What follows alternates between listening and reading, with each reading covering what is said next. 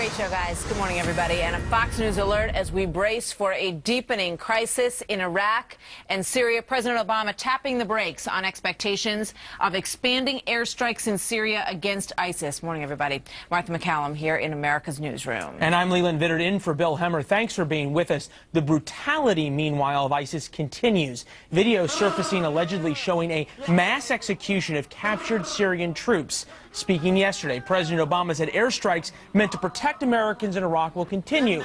But also he admitted that there is no broader strategy from the White House to defeat ISIS. I don't want to put the cart before the horse. We don't have a strategy yet. I think what I've seen in some of the news reports suggests that folks are getting a little further ahead of where we're at than we currently are. And I think that's not just my assessment, but the assessment of our military as well. So where are we now? Connor Powell, live in our Mideast Bureau. Connor, this video is so disturbing, and the brutality of this group is clear once again.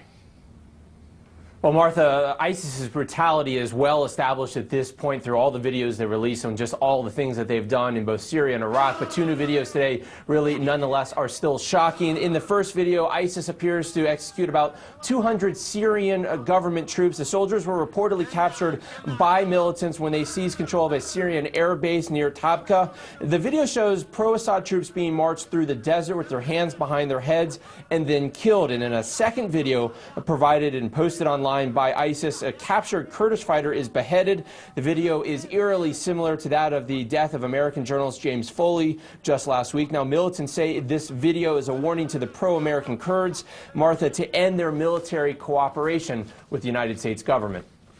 So how is the fighting in Iraq going at this point, Connor?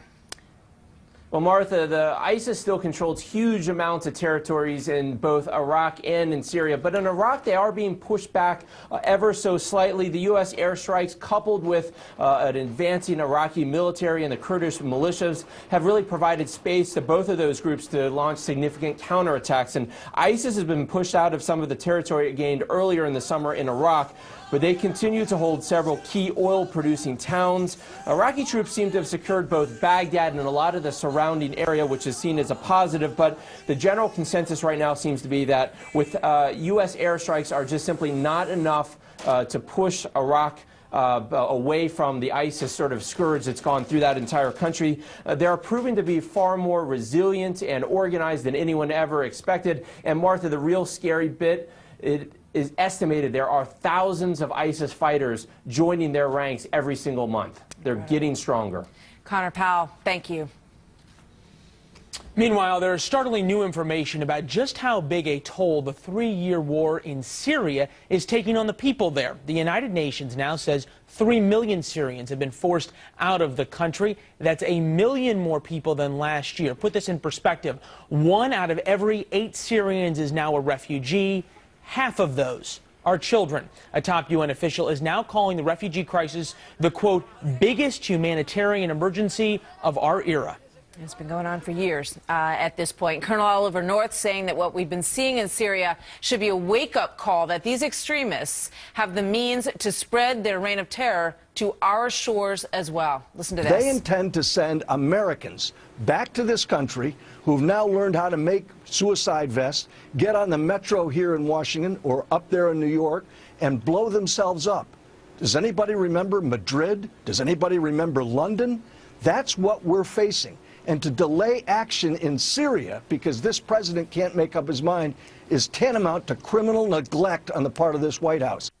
Colonel North reacting to remarks made by a radical imam to our own Sean Hannity, where the imam warns that, quote, Sharia is coming to a place near you. The rhetoric has not rested in this story. In fact, it is escalating every day. And those images that they have sent out of the recent video of the killing of those soldiers, who were fighting for Assad. I mean, who would have imagined a world that we're living in where you feel so sympathetic toward these soldiers who are fighting for Assad, whose atrocities we talked about over a year ago. But the dynamic is just unbelievable out there right now. Well, you see that, and what's interesting is that the Islamic State isn't making any bones about what they want to do. It's very clear. They put it on videotape for the world to see, almost in a very sick and perverse way. They're proud of it. Yeah, their strategy is very clear at this point.